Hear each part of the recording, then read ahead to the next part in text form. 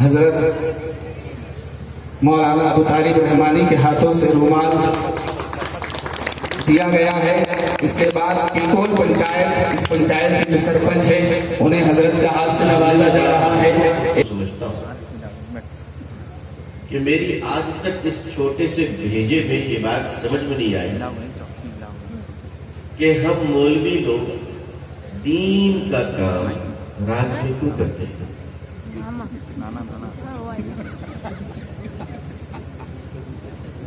رات میں کرنے کو اللہ نے بہت کچھ دیا، جو کرنے کو دیا وہ کرو۔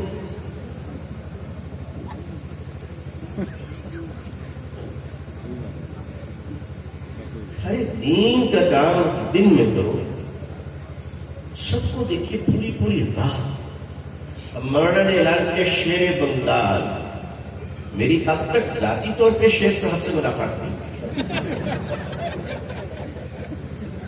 حالانکہ انہوں نے محبت سے کہی یہ بات،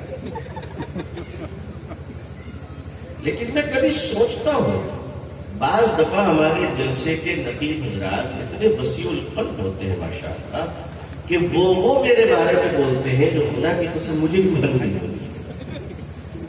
میرا جی چاہتا ہے کہ اپنے گھر میں جا کے ماں باپ سے پوچھوں کہ میں کیا ہوں۔ بھائی دین کا کام دن میں کرنا سیکھیں۔ ابھی تک باضابطہ عشاء کی جماعت نہیں ہوئی ہے، مسجد میں تو ہو گئی آپ لوگوں کی بات۔ میں اتنا بڑا آدمی نہیں ہوں کہ میں کنڈیشن ڈالوں، شرط ڈالوں، لیکن میں چھوٹا آدمی ہوں، ہمیشہ کہتا ہوں 9 بجے تک مجھے دے دو۔ جانتے ہیں کیوں؟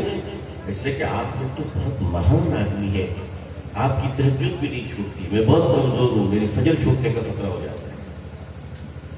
میں اپنی بات کر رہا ہوں، آپ تو بہت مضبوط لوگ ہیں، آپ تو 3 دنوں تک انشاءاللہ دین کا کام رات میں ہی کرتے رہیں گے۔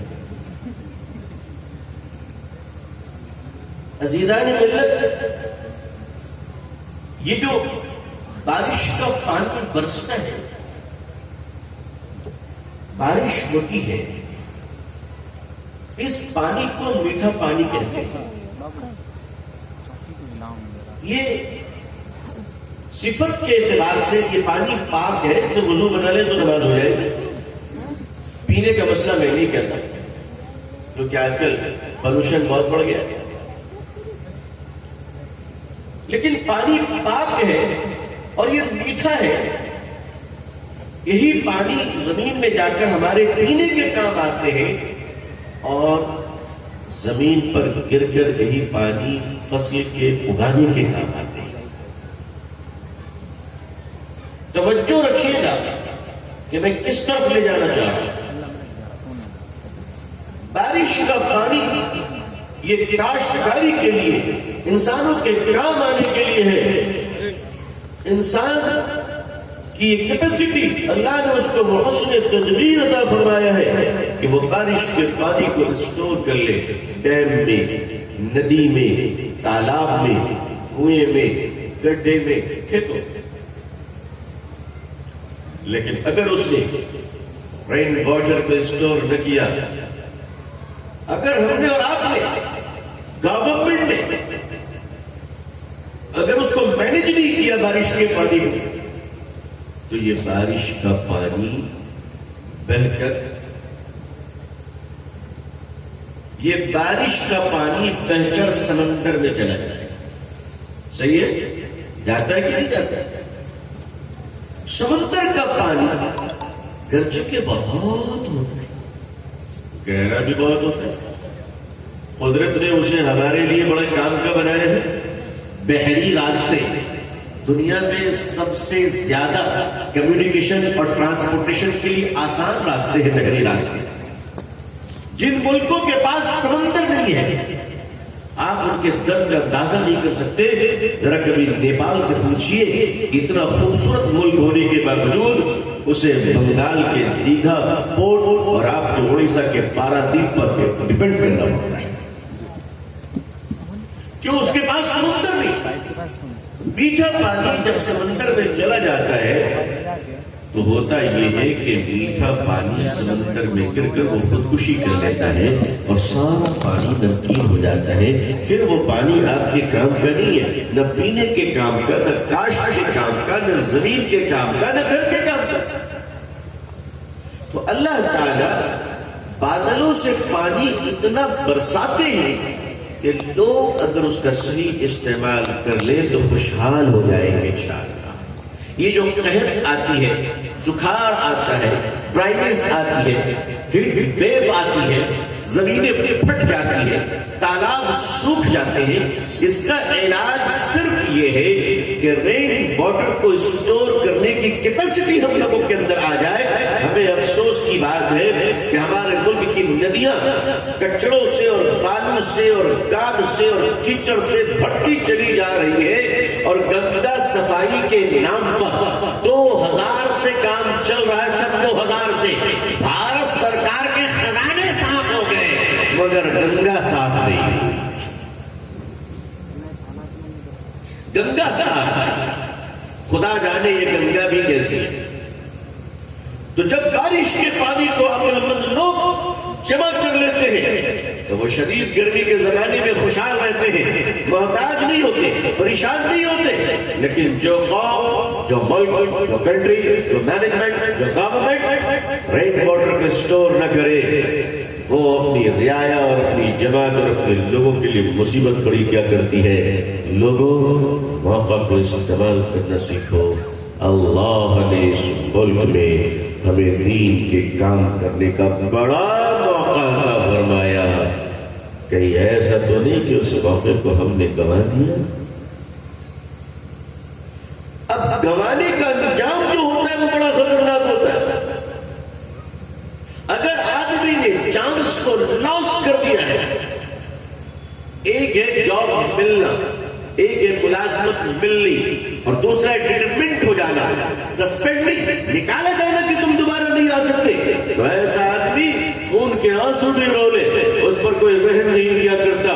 امت مسلمہ کے جیالوں، امت مسلمہ کے نوجوانوں، امت مسلمہ کے غیور خدا پرست علماء کرام، امت مسلمہ کے بزرگوں، امت مسلمہ کی بیٹیوں، امت مسلمہ کی بہنوں، کان کھول کر سنو. اس ملک میں اللہ نے ہمیں بڑا موقع دیا. اس ملک میں ہم سیاسی حیثیت نہیں، مالی حیثیت نہیں، تجارتی حیثیت نہیں، بلکہ ہم ایک دینی حیثیت کے ساتھ اس ملک میں کھڑے ہوئے تھے.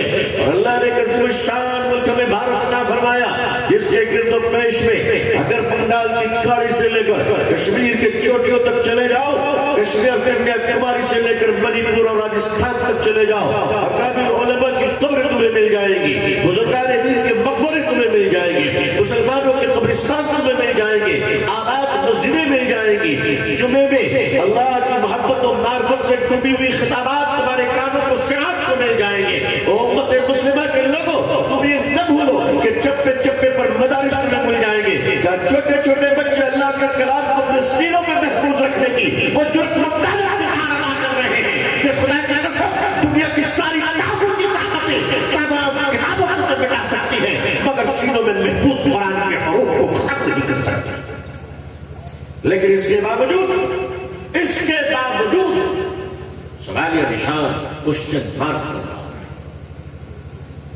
میرے پاس ایسے جملے ہیں جو میں آپ کو سہلا دوں ہے جس سے آپ کی گدگداہٹ پیدا ہو جائے، لیکن نہیں، میں چاہتا ہوں کہ میرے جملوں سے آپ کے دل کو ایک جھٹکا لگے اور آپ اور ہم دونوں مل کر سوچیں کہ ہمارے بعد میں اس ملک میں امت رہے گی کہ نہیں رہے گی. ہم اور آپ یہ فیصلہ کریں ہمارے اور آپ کے گزر جانے کے بعد ہماری اولادیں اس ملک میں مسلمان رہے گی کہ نہیں رہے گی.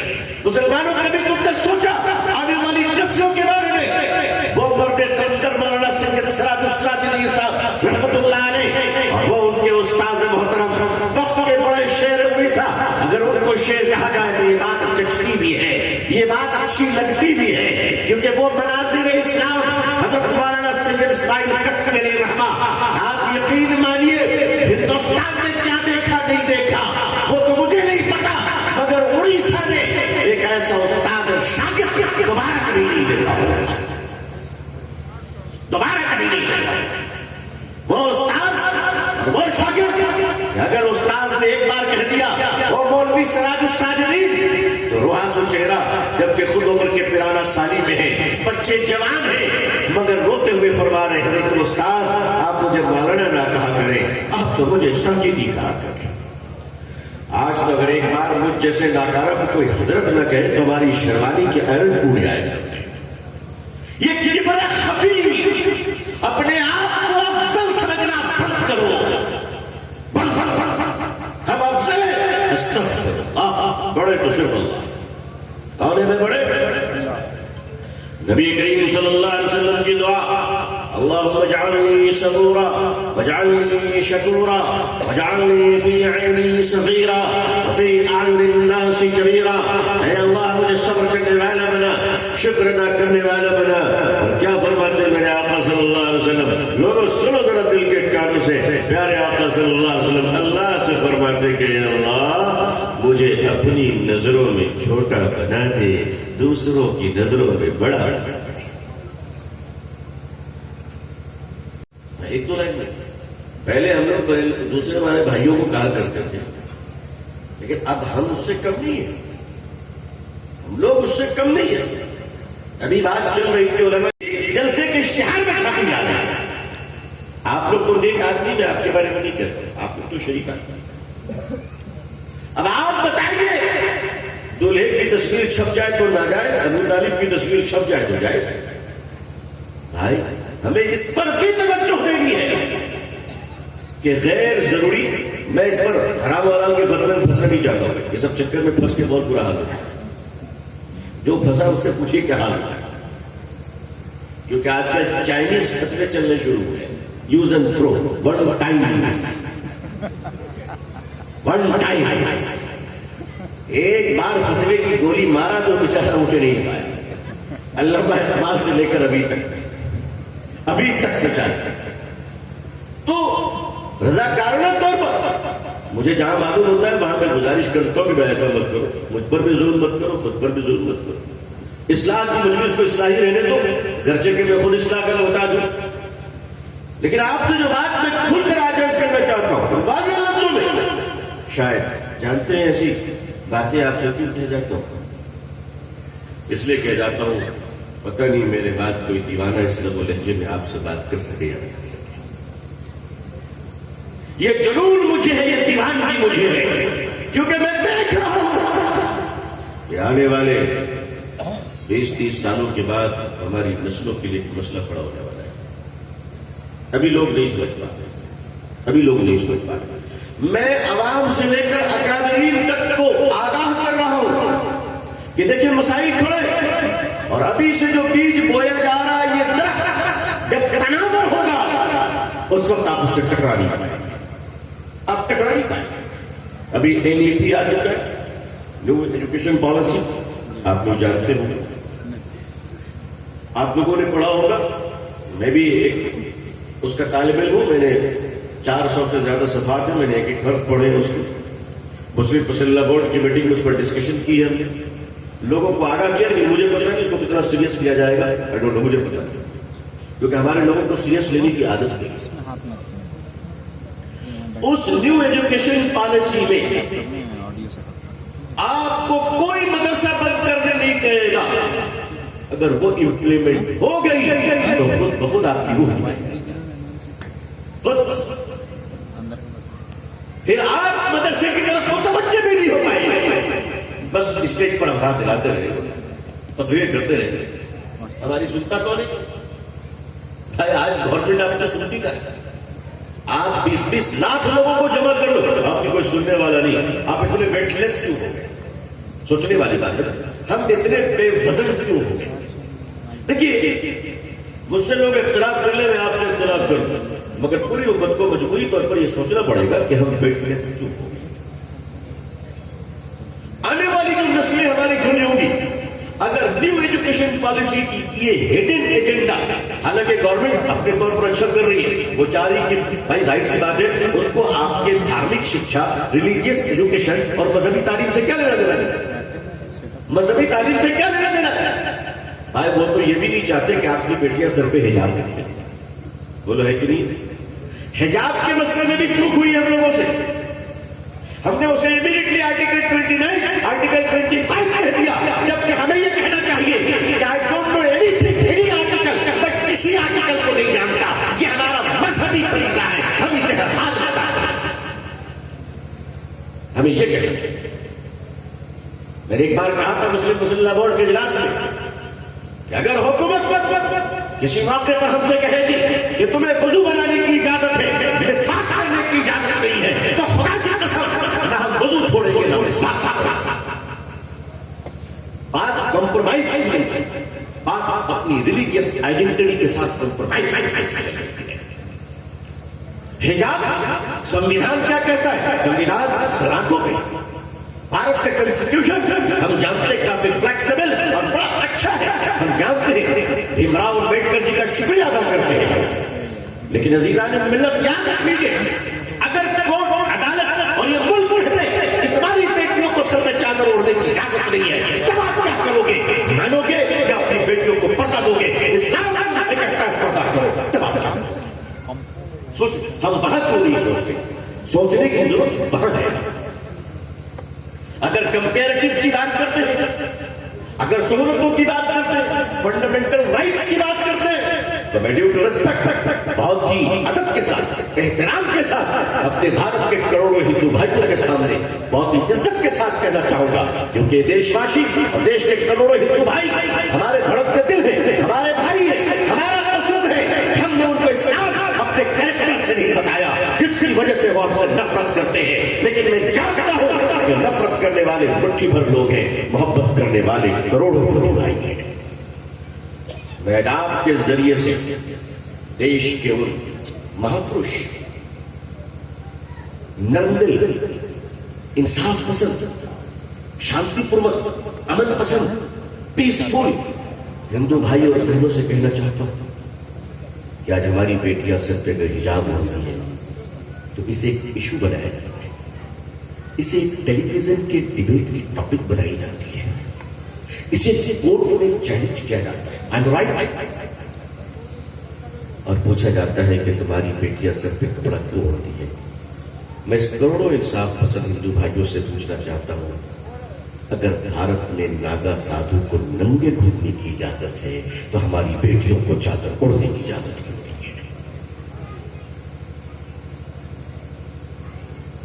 میں یہ بات چیلنج سے نہیں کہہ رہا، میں یہ بات کمپیریٹو میں نہیں کہہ رہا، میں یہ بات امن پسند ہندو بھائیوں کے سامنے رکھنا چاہتا ہوں۔ کیا ہمارے دیش میں کمبھ کے میلے میں ہزاروں ناگا سادھو بالکل ننگے نہیں گھومتے؟ ننگے بالکل نروس؟ ہمارے دیش میں ایک چھوٹی سی جماعت ہے، الپ سنکھیک ہے، مائنورٹی ہے، ان کا ایک دھرم ہے، ان کی ایک آستھا ہے، ان کے رشی منی مکمل ننگے رہتے ہیں، اور بھائی بچے اب یہ کام کے لیے کی بنی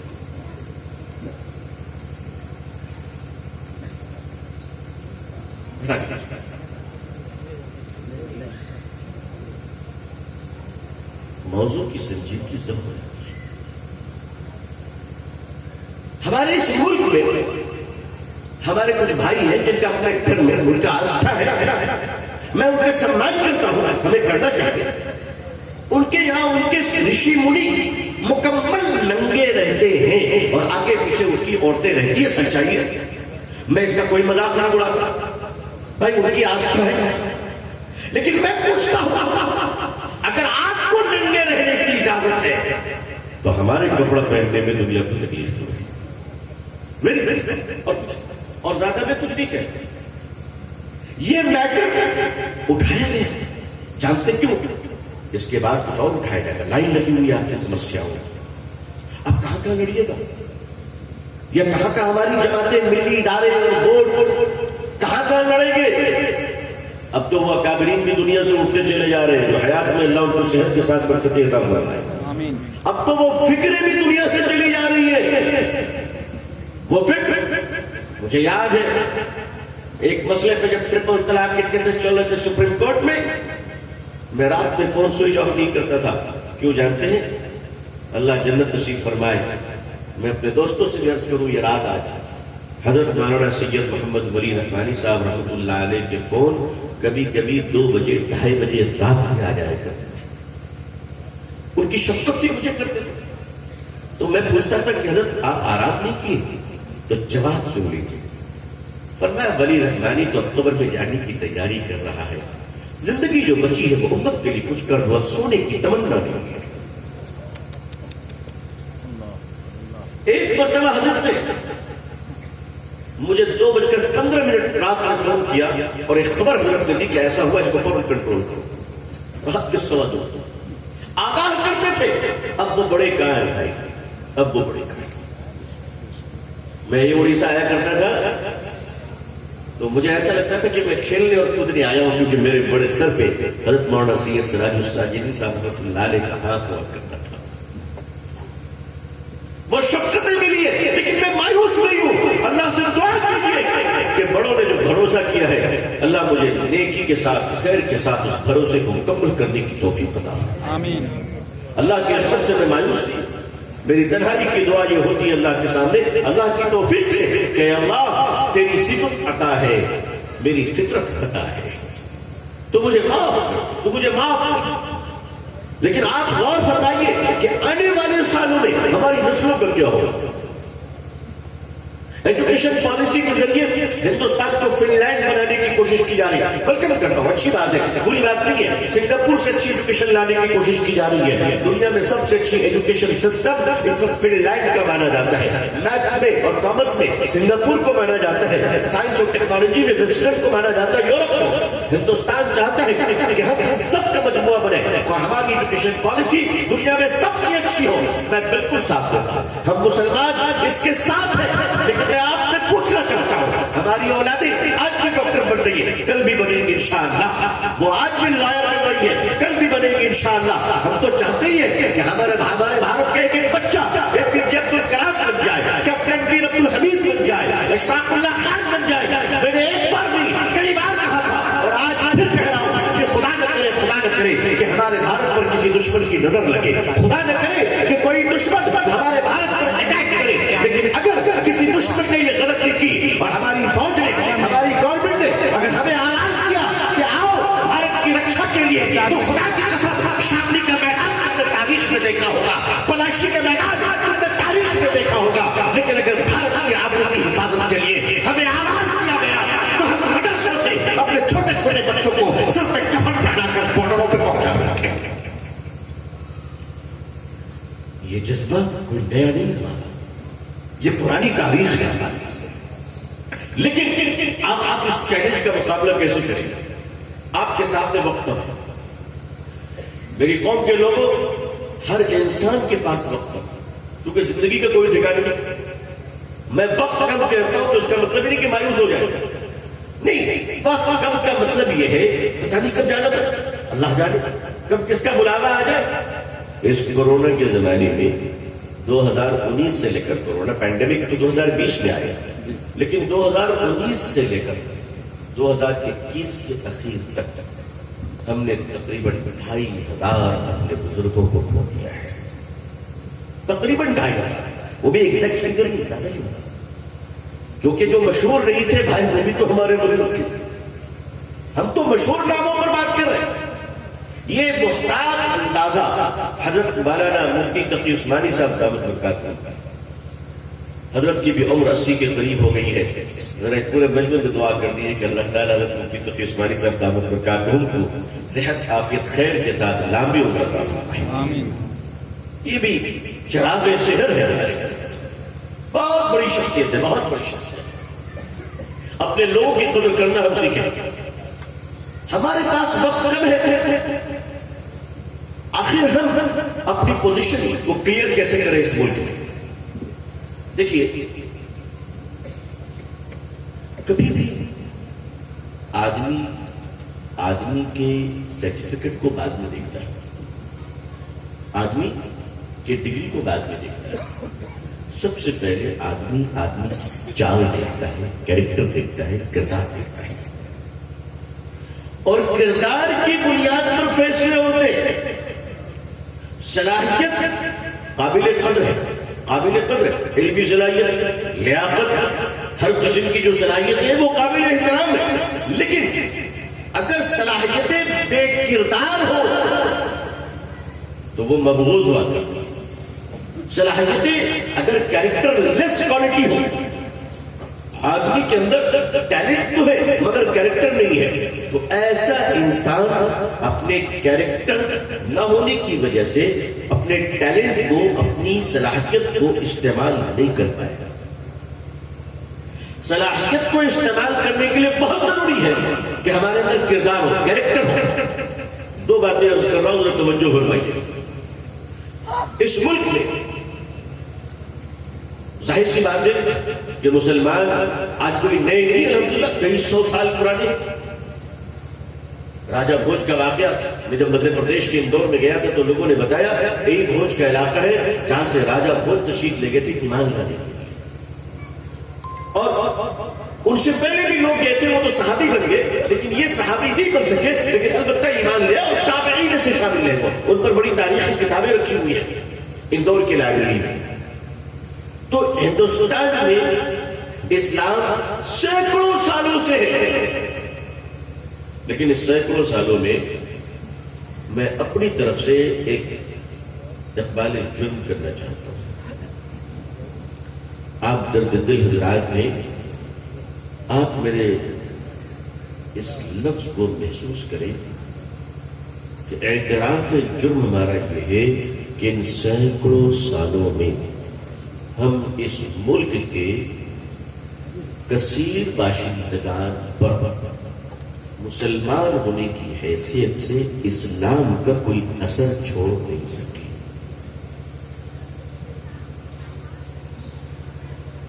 یہ کہنے پر لوگ مجبور نہیں ہوئے کہ مسلم کوالٹی کیا ہے. حالانکہ ہمارے بزرگان دین تشریف لائے, انہوں نے وقتی طور پر بہت بڑا کارنامہ دیا, اللہ ان سب کو جزائے خیر دے. حضرت خواجہ معین الدین چشتی رحمۃ اللہ علیہ, حضرت نظام الدین اولیاء رحمۃ اللہ علیہ, حضرت خواجہ قطب الدین بختیار کاکی رحمۃ اللہ علیہ, حضرت چراغ دہلوی رحمۃ اللہ علیہ, حضرت بابا فرید الدین گنج شکر رحمۃ اللہ علیہ, حضرت علاؤ الدین صابر کلیری رحمۃ اللہ علیہ, ادھر حضرت توکل شاہ استاد سہروردی رحمۃ اللہ علیہ. اور یہ اورنگ آباد اور خلد آباد کے علاقے میں چلے جائیں جہاں 800 اولیاء کرام لیٹے ہوئے ہیں. میں ان کی خدمات کا متعارف ہوں, میں ان کی جوتیوں کا قدردان ہوں, لیکن میں مجموعی طور پر یہ بات عرض کر رہا ہوں کہ آج ہم مسلمان ہونے کی حیثیت سے اس ملک میں اپنا کوئی اثر نہیں دیکھ پا رہے ہیں. اس کی وجہ کیا ہے؟ اس کی وجہ یہ نہیں کہ ہمارے پاس مدرسے نہیں ہے, اس کی وجہ یہ نہیں کہ ہمارے پاس علماء نہیں ہے, اس کی وجہ یہ نہیں کہ ہمارے پاس اہل فراست اور دانشمند نہیں ہے. ہمارے پاس مفسرین بھی ہے, محدثین بھی ہے, فقہاء بھی ہے, اور پہلے سے کہیں زیادہ ہے. لیکن مجھے معاف کر دیجیے گا, اس کی سب سے بڑی وجہ یہ ہے کہ ہم اب صاحب کردار بننے میں کچھ کمزور ہوتے چلے جا رہے ہیں. اور پھر دوسرے پہلو پر میں آ جاؤں اور پھر دونوں کو آپ کے سامنے رکھ رہا ہوں. اس ملک میں جو ہمارے مسلمانوں کے دانشور ہیں, میں ان کی قدر کرتا ہوں, اللہ آپ کو سلامت رکھے, لیکن دانشور حضرات ایک ادب میں آپ کی خدمت میں بھی رکھنا چاہتا ہوں. آپ اس ملک کے مسلمانوں کی فکر کرتے ہیں, بالکل کرتے ہیں, مجھے انکار نہیں ہے, مگر کمی یہ ہے کہ آپ صرف مسلمانوں کی روٹی کی فکر کرتے ہیں, روزی کی فکر کرتے ہیں, آپ کو مسلمانوں کے ایمان کی کوئی فکر نہیں ہے. اس ملک کے دانشوروں کا المیہ یہ ہے کہ یہ مسلمانوں کی غریبی دور کرنا چاہتے ہیں, مسلمانوں کے اندر سے بے ایمانی کو دور نہیں کرنا چاہتے. اب آئیے آخر ہم کہاں سے کردار شروع کریں؟ عزیزان ملت, ایک چھوٹا سا واقعہ نبی کریم صلی اللہ علیہ وسلم کا آپ سب نے بار بار سنا, میں بھی بچپن سے سنتا آ رہا ہوں. بہت ہلکی پھلکی باتیں ہیں, مگر نسبت ہے جناب محمد رسول اللہ صلی اللہ علیہ وسلم کی, لہذا چھوٹی باتیں بھی بڑی ہوتی ہیں. پیارے آقا صلی اللہ علیہ وسلم کے پاس ایک خاتون آتی ہے ایک بچے کو لے کر, اور فرماتی یا رسول اللہ صلی اللہ علیہ وسلم, یہ بچہ میٹھا کھاتا ہے بہت. سنا ہے نا آپ لوگوں نے, یہ بچہ میٹھا کھاتا ہے بہت, آپ اسے ذرا کچھ اس کا علاج کر دیجیے, تنبیہ فرما دیجیے تاکہ یہ میٹھا کھانا چھوڑ دے. وہ عورت سوچی حضور صلی اللہ علیہ وسلم تدبیر کرے گی. پیارے آقا صلی اللہ علیہ وسلم فرمایا کل آئے. وہ خاتون چلی گئی. دوسرے روز وہ خاتون تشریف لاتی ہے, پیارے آقا صلی اللہ علیہ وسلم صرف کتنا فرماتے ہیں, بیٹا میٹھا زیادہ نہیں کھانا چاہیے بس. اب وہ خاتون ظاہر ہے پوچھ بیٹھی یا رسول اللہ صلی اللہ علیہ وسلم اتنی سی بات تو کر بھی کر سکتی. حضور صلی اللہ علیہ وسلم نے ارشاد فرمایا کل جب تم آئی تھی تو اس سے قبل میں نے خود میٹھا کھایا تھا. امید ہے کہ آپ سمجھ چکے ہوں گے میں کیا کہہ رہا ہوں. کردار اسے کہتے ہیں, کیریکٹر اسے کہتے ہیں کہ آقا صلی اللہ علیہ وسلم دوسرے دن بلایا اور خود کو میٹھے سے دور رکھا اور پھر فرمایا بیٹا زیادہ میٹھا نہیں کھانا چاہتے. اثر تب ہوتا ہے. آج ہمارے ملک میں ایمان والوں سے باقی طاقتوں کے تقابل کا کبھی قائل نہیں. تو کہ اہل ایمان ہر حال میں اہل ایمان ہے اور وہ مضبوط ہے اور وہ رہنا چاہیے انشاءاللہ. لیکن میں بطور مثال آپ کی خدمت میں کہنا چاہتا ہوں اور یقیناً کہنا چاہتا ہوں, یہ جو ملک ہمارے پاس جاپان, ظاہر سی بات ہے وہ ہندوستان سے بڑا نہیں ہے, ایک چھوٹے سا ملک ہے. آپ کو اڑیسہ کے کافی لوگ وہاں رہتے ہیں, شیف ہوٹلوں میں کام کرتے ہیں. جاپان میں گلی گلی مدرسے نہیں ہے, جاپان میں گلی گلی مسجدیں نہیں ہیں. اللہ کے شکر کچھ ٹوکیوں میں مسجدیں بن رہی ہیں, ایمان والے ہو رہے ہیں, اللہ ان کو ایمان عطا فرمائے. لیکن ایک بات میں آپ کو بتاؤں کہ پورے جاپان میں چوری نہیں ہے. آپ کا سامان گر گیا مل جائے گا. میرے ایک عزیز دوست نے مجھے بتایا کہ جاپان میں ان کا ڈالر سے بڑا پرس ٹیکسی میں چھوٹ گیا. جن کا چھوٹا انہوں نے بتایا, سنی سنائی بات نہیں ہے, اور کہا چھوٹ گیا. 3 گھنٹوں کے بعد وہ پرس پولیس والوں نے مجھے فون کر کے پہنچا دیا کہ ٹیکسی ڈرائیور نے پہنچا دیا تھا. یہ کامن چیز ہے جاپان میں. میں کہتا ہوں کہ جاپان میں جھوٹ نہیں ہے, جاپان میں چوری نہیں ہے, جاپان میں دھڑا نہیں ہے, جاپان میں وعدہ خلافی نہیں ہے, جاپان میں بے ایمانی نہیں ہے. بھائی میری سمجھ میں نہیں آ رہا ہے کہ مسلمان تو ہندوستان میں ہے, اسلام جاپان میں کیسے ہے؟ ارے بھیا یہی سب تو اسلام ہے نا. اچھا اسلام کیا ہے؟ جھوٹ نہیں بول رہا. تو اسلام جاپان میں اور مسلمان کیا ہے؟ مسلمان ہندوستان. آج ہمارے ملک میں مجھے اگر حضرات علماء کرام معاف کر دیں تو آج ہمارے ملک میں نحوست کیوں نہیں آئے گی جب جلسے کے اسٹیج پر کرسی پہ بیٹھ کر مولوی خطیب جھوٹ بول رہا ہے. بولو جھوٹ بول رہا ہے. ایک صاحب کی تقریر سن رہا تھا کہ میں ہوائی جہاز میں جا رہا تھا. جا رہے ہو گیا, میں جانتا ہوں لوگ بیل گاڑی سے نہیں بلاتے. میرے بغل میں فلانے صاحب آ کے بیٹھ گئے. ارے بھائی اتنا لمبا تو ہمارے نہیں چھوٹے کبھی بھائی. اللہ کا شکر ہے میں بھی 50 سال کا ہو گیا ہوں. آپ لوگ کی دعاؤں سے تو 4 سفر میں بھی کرتا رہتا ہوں. مجھے آج تک کوئی ایسا نہیں ملا جو ہوائی جہاز میں اور ٹرین میں بیٹھ کے مجھ سے بحث کرنا شروع کر. یہ پتہ نہیں کون سے میڈین مولوی ہے. تو جب جلسوں میں جھوٹ کہا جا رہا ہو, دینی جلسوں میں جب جھوٹی تقریر کی جائے گی تو اللہ کی نصرت آئے گی, یہ اللہ آئے گی. مسجدوں کے محراب کھڑے ہو کے جمعے کے دن جب خطیب جھوٹ بولے گا تو پیاز کے بدبو کو مسجد کے فرشتے برداشت نہیں کر سکتے. تو جھوٹ کی بدبو زیادہ ہے یا پیاز کی بدبو زیادہ ہے؟ تو وہ فرشتے تو مسجد میں جمعہ میں نکلے ہوں گے تو اگلی ہفتے آئیں گے. اتنا بڑا جھوٹا. نبی کریم صلی اللہ علیہ وسلم سے پوچھا گیا کہ آپ کی امت مسلمان یہ گناہ کر سکتا ہے؟ آپ نے فرمایا گناہ ہو سکتا ہے. فرمایا یہ گناہ کیا ہو سکتا ہے؟ آپ صلی اللہ علیہ وسلم نے کئی گناہ پر فرمایا کہ ہاں میری امت سے یہ گناہ ہو سکتا ہے. کسی نے پوچھا مسلمان جھوٹ بول سکتا ہے؟ پیارے آقا صلی اللہ علیہ وسلم نے فرمایا جو میرا ہوگا وہ جھوٹا نہیں. آج ہندوستان کا 90% مسلمان جھوٹ بول رہا ہے. بول رہا ہے نہیں بول رہا ہے. ہم ایک جھوٹ کو نہیں چھوڑ سکے ہزاروں جلسے کے باوجود, ہم ایک جھوٹ کو نہیں چھوڑ سکے لاکھوں مدرسے کے باوجود. ہم اتنے سارے اصلاح معاشرہ کے جلسے کرتے ہیں اور ہر جلسے کے بعد جھوٹ کو مٹا نہیں سکے. عزیزان ملت, ایک ڈاکٹر اگر سال بھر علاج کرے اور بیماری ٹھیک نہ ہو تو ہم ڈاکٹر بدل دیا کرتے ہیں. میں آپ سے نہیں کہتا کہ آپ مولانا بدل دیجیے, لیکن میں آپ سے کہتا ہوں کہ اس ملک میں جینا ہے تو مسلمانوں کو جھوٹ کو پاؤں تلے رونا پڑے گا. اگر آپ نہیں روتے تو آپ نے اور مارواڑیوں میں فرق کیا رہے گا؟ آپ نے گجرات میں سندھی اور سکھوں میں فرق کیا رہ جائے گا؟ وہ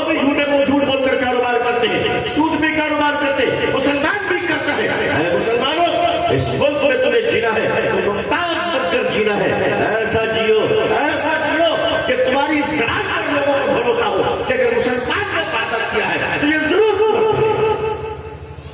مگر آج میں آپ کے سامنے ایک بات آپ کی خدمت میں تحفتاً عرض کرنا چاہتا ہوں، مجھے معاف کر دیجیے گا لیکن یہ ہماری اصلیت ہے۔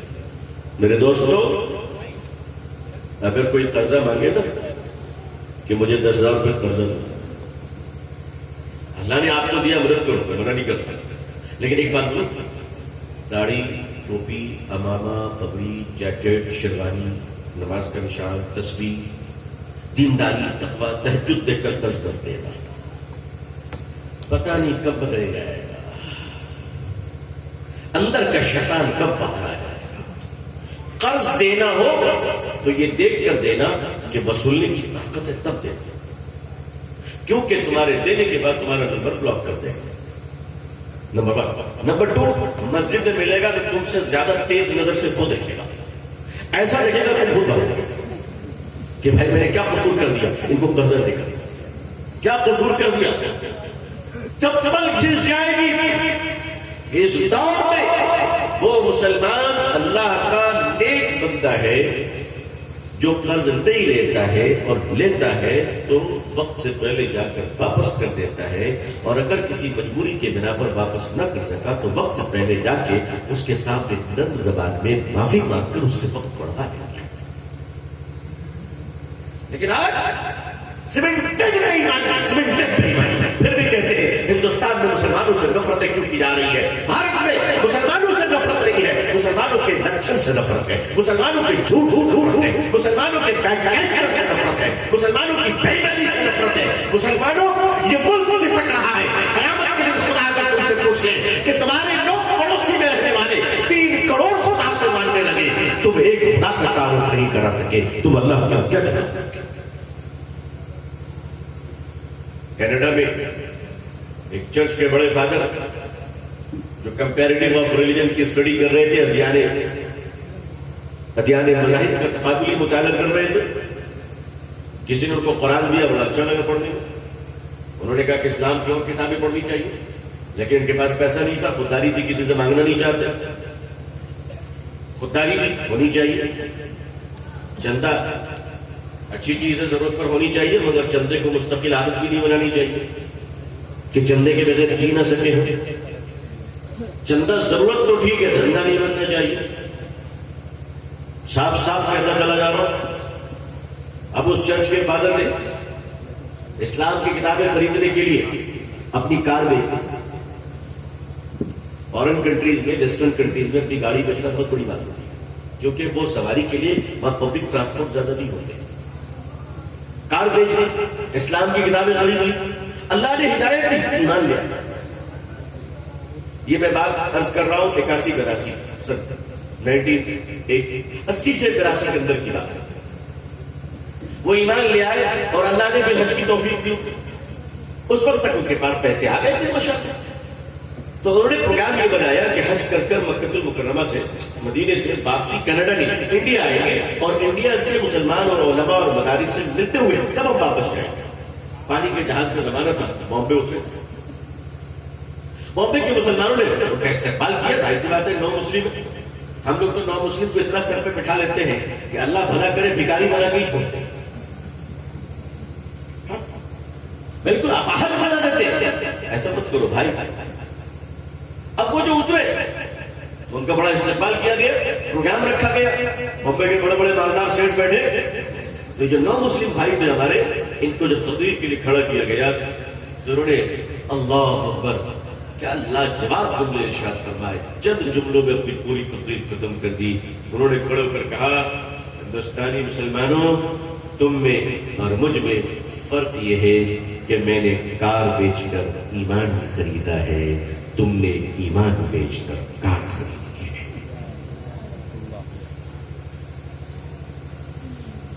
جس ملک کا مسلمان ایمان بیچ کر مکان خریدے، جس ملک کا مسلمان ایمان بیچ کر مکان اور دکان خریدے، کار خریدے، اس ملک میں اس قوم کو کبھی عزت نہیں مل سکتی، کبھی لوٹ مار کا دھندا بند نہیں۔ خدا کی پکڑ آ گئی ہے اس ملک میں۔ مسلمانوں، اس سے پہلے کہ اللہ ہم سے اور خفا ہو جائے، اب اپنے معاملات کو درست کر لیں انشاءاللہ. دن کے اجالوں میں معاملات درست رکھیں اور رات کے اندھیروں میں اللہ کو راضی کرنے کی کوشش کریں. دعا کریں کہ اللہ تعالیٰ پوری دنیا میں ہم سب کو اسلام کی عزت دیکھنا چاہیے. اقوام عالم اور اہل ہندوستان کے دلوں میں اللہ اسلام کے لیے اور مسلمانوں کے لیے جذبہ محبت اور احترام پیدا فرمائے. اللہ ہمارے بھارت میں امن اور شانتی عطا فرمائے. اس ہندوستان میں رہنے والے کروڑوں ہندو بھائی، مسلمان بھائی اور تمام ذات، برادری، بھاشا بولنے والے الگ الگ علاقوں کے تمام لوگوں کے درمیان اللہ انسانیت کی بنیاد پر بھائی چارگی، میل ملاپ عطا فرمائے. اللہ تعالیٰ آپ کو اور ہم سب کے اہل و عیال کو اور قیامت تک ہم سب کے اور آپ سب کے بیٹے اور بیٹی کی اولادوں کو اللہ پوری امت مسلمہ کو صحت، عافیت، سلامتی، خیر و خوشحالی، صحت تندرستی کے ساتھ اسلام پہ زندگی، ایمان پر خاتمہ نصیب فرمائے. آمین یا رب العالمین. آخر دعوانا الحمدللہ رب العالمین والسلام علیکم ورحمۃ اللہ وبرکاتہ.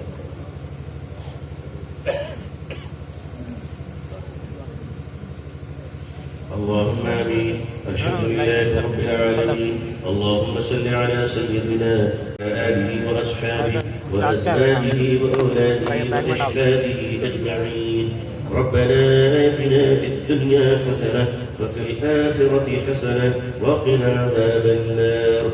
ربنا وأدخلنا الجنة مع الأبرار يا عزيز يا غفار يا رب العالمين. ربنا هب لنا من أزواجنا وذرياتنا قرة أعين واجعلنا للمتقين إماما. ربنا اغفر لنا ولوالدي وللمؤمنين يوم يقوم الحساب. اللهم أحسن عاقبتنا في الأمور كلها وأجرنا من خزي الدنيا وعذاب الآخرة. يا رب لك الحمد كما ينبغي لجلال وجهك وعظيم سلطانك.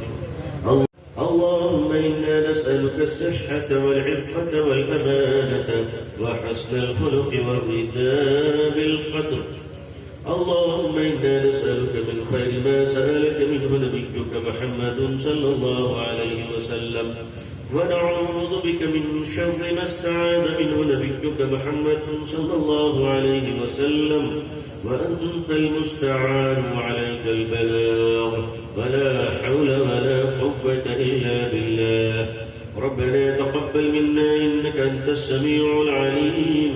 وصلى الله تعالى على خير خلقه محمد وعلى آله وصحبه أجمعين. سبحان ربك رب العزة عما يصفون وسلام على المرسلين والحمد لله رب العالمين. میں آپ حضرات کو سلام کر رہا ہوں، آپ کو جواب دیں. السلام علیکم ورحمۃ اللہ وبرکاتہ.